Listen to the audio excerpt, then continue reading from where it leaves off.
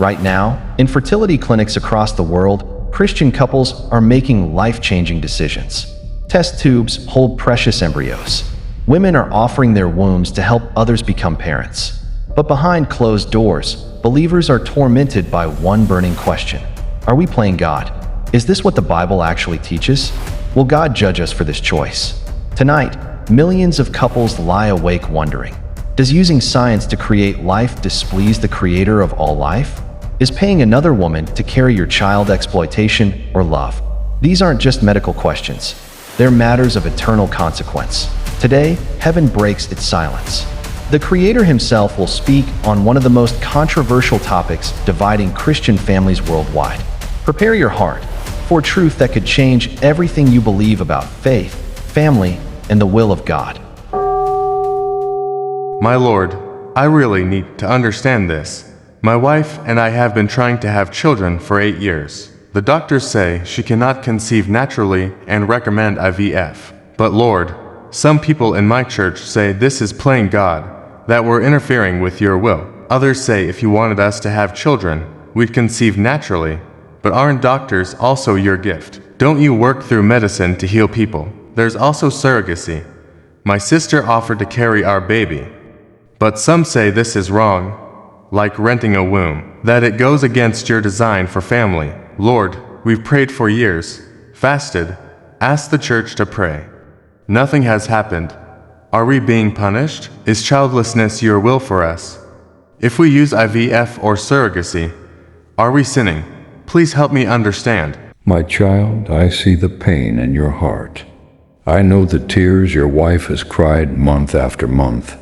Your desire for children is not wrong. It is natural and good, for I commanded in Genesis 1:28, "Be fruitful and multiply." But let me speak truth about these matters. First, understand, infertility is not punishment. Remember Sarah, Rachel, and Hannah, all barren for years, yet righteous before me. Barrenness entered the world through the fall, like sickness and pain.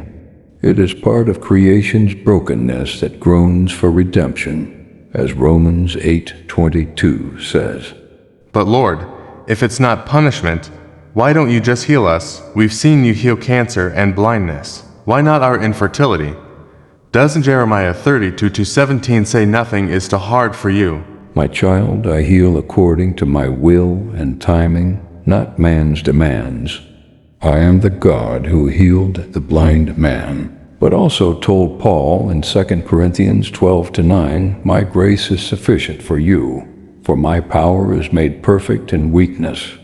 Sometimes I heal instantly, sometimes through medicine, sometimes through time, and sometimes I choose not to heal in the way you expect, because I have purposes you cannot see. But this doesn't mean you shouldn't seek help. Did I not give wisdom to physicians? When Luke, the beloved physician, traveled with Paul, was he sinning?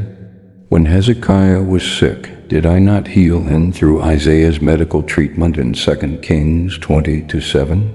But Lord, IVF seems different. We're creating life in a laboratory. Isn't that overstepping our boundaries?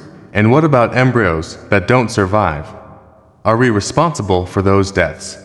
If embryos died during IVF, are we committing murder? My child, understand what IVF truly is. You are not creating life. I am still the author of life. You are simply assisting the process I designed. Doctors merely help what I intended to happen naturally.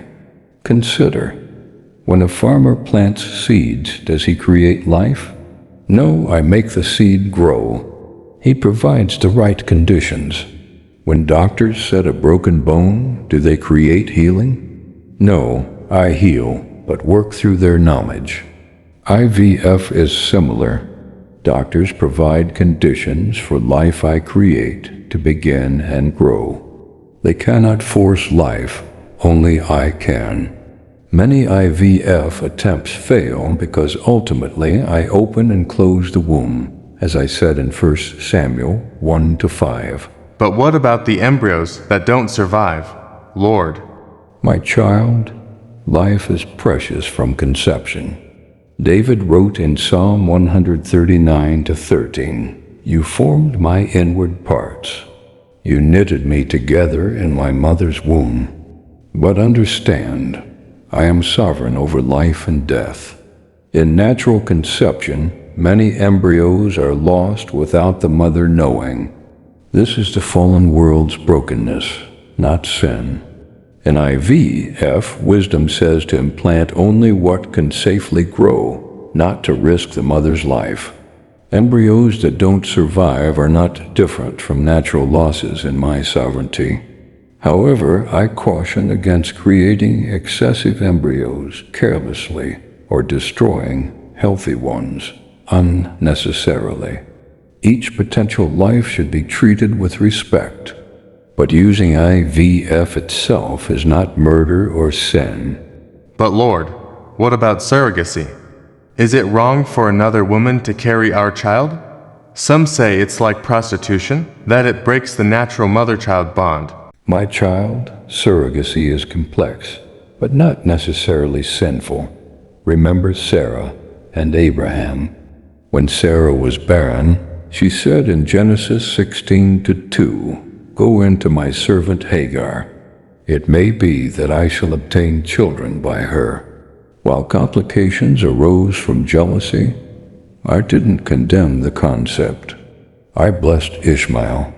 Remember Rachel and Jacob? Rachel said in Genesis 30:3, "Here is my servant Bilhah. Go into her so that she may give birth on my behalf." The arrangement itself wasn't sin. Problems came from human jealousy. The principle, helping a barren couple through another woman, is not inherently against my design. Heart and motivation matter more than method. But Lord, those examples involve natural relations. Surrogacy today involves medical procedures. Contracts, money. Isn't that making the womb a commercial transaction? My child, surrogacy becomes wrong when it exploits poor women, treats the surrogate as merely a vessel instead of my image bearer, or becomes purely commercial without love and care. But surrogacy can be done righteously when motivated by love, when the surrogate is treated with honor and respect, when fair compensation is given, for the worker deserves wages, as Luke 10:7 says, and when all parties understand and agree in truth and love. Key questions. Is the surrogate treated with dignity? Is she choosing freely without coercion? Is she fairly compensated without exploitation? Is this motivated by love, not just profit? If these conditions are met, surrogacy can be an act of incredible love and sacrifice, like Ruth's dedication to Naomi, or the women who supported my son Jesus in Luke 8:3. Lord, what if we're just supposed to accept childlessness as your will? What if you want us to adopt instead? Aren't there enough orphans who need parents? Are we being selfish wanting our own biological children? My child, adoption is beautiful and reflects my heart, for I adopted you as my children through Christ, as Romans 8:15 says. Those who care for orphans do my work, for pure religion is to visit orphans and widows, James 1:27. But the desire for biological children is not selfish. It is natural and good. I placed this desire in your heart. Abraham longed for a son. David prayed for children. This longing reflects my nature as father who desires children. You can pursue both biological children and adoption. Some are called to adopt instead, others to have biological children and adopt, others biological children only. I lead each family differently. The question is not whether you should want biological children. That desire is good. The question is whether you pursue it in ways that honor me and treat all people with dignity and love. But Lord, this seems so complicated. The procedures, decisions, money, emotional stress. Why can't you just make it clear what you want us to do? My child, I understand your weariness. Infertility is one of the most painful paths. I see every tear, hear every cry, know every heartache. But remember, I rarely make decisions without requiring faith and wisdom. I waited 25 years to give Abraham a son, teaching him faith. I used Hannah's barrenness to draw her into deeper prayer. This journey is not punishment. It's opportunity to seek me deeply, trust me completely, experience my grace in new ways. Pray about each step. Seek wise counsel from godly people. Consider financial, emotional, and physical costs. But don't let fear of man's opinions stop you from seeking the family I may want to give you through medical help. Some will judge you for using IVF, saying you lack faith. Others will judge you for not trying everything. But you answer to me, not them. If your heart is right before me, if you treat all people with love and respect, if you seek my guidance through prayer and my word, then you have freedom to pursue the path I lead you on. Whether medical treatment, adoption, or accepting childlessness is my gift for a different calling. My children, hear me clearly.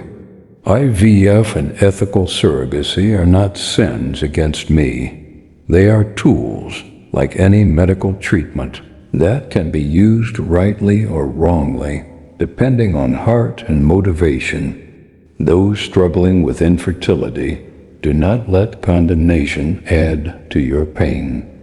I am not punishing you.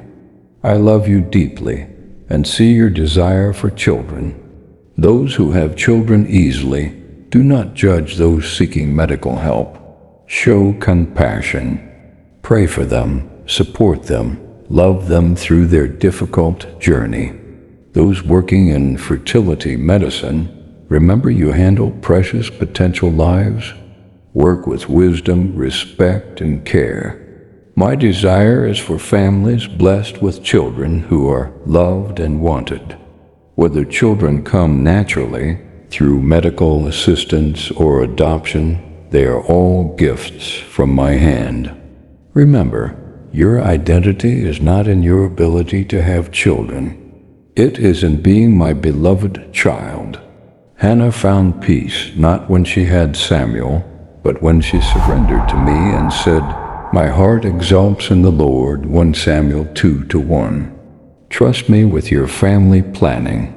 I open and close wombs, but I also work through doctors, science, loving surrogates, and adoption agencies to bring children to families who will love them. If you are not ashamed of me in public, comment, "Jesus, guide me in all my family decisions and help me trust your perfect plan." Like and share this message so couples struggling with these decisions can know the truth. Subscribe to continue hearing my word on issues that matter most. May my grace see you through all your days.